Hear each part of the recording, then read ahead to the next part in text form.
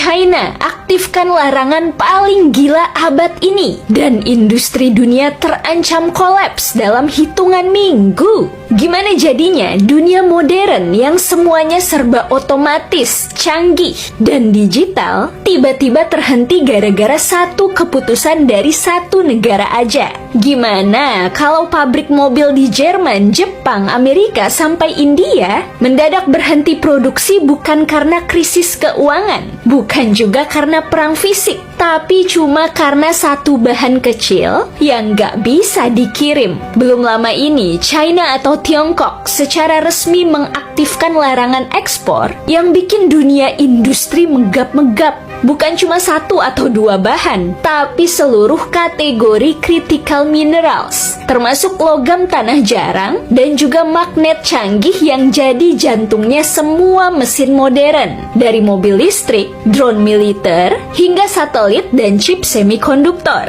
Efeknya, tsunami kepanikan langsung menyebar dari Amerika ke Jepang. Nggak butuh waktu lama, semua media ekonomi mulai rame-rame naikin berita ini. The Wall Street Journal menyebut larangan ini sebagai cengkraman kritis pada teknologi global. Sementara Financial Times menyebut bahwa China menjadikan mineral sebagai senjata seperti halnya minyak yang digunakan pada tahun 1970-an. Bahan seperti neodymium, dysprosium, terbium, dan sejenisnya itu memang kecil secara fisik, tapi mereka benar-benar vital. Magnet neodymium contohnya dipakai buat bikin motor penggerak listrik yang kecil tapi super kuat. Dari mesin mobil EV sampai rotor drone militer, semuanya butuh itu. Menurut laporan International Energy Agency, 90% proses pengolahan tanah jarang dunia saat ini dipegang oleh China. Jadi, meskipun Australia ataupun Kanada punya tambangnya, kalau mau dipakai tetap harus dikirim ke China dulu buat diolah. Dan sekarang China bilang, stop dulu ya ekspornya.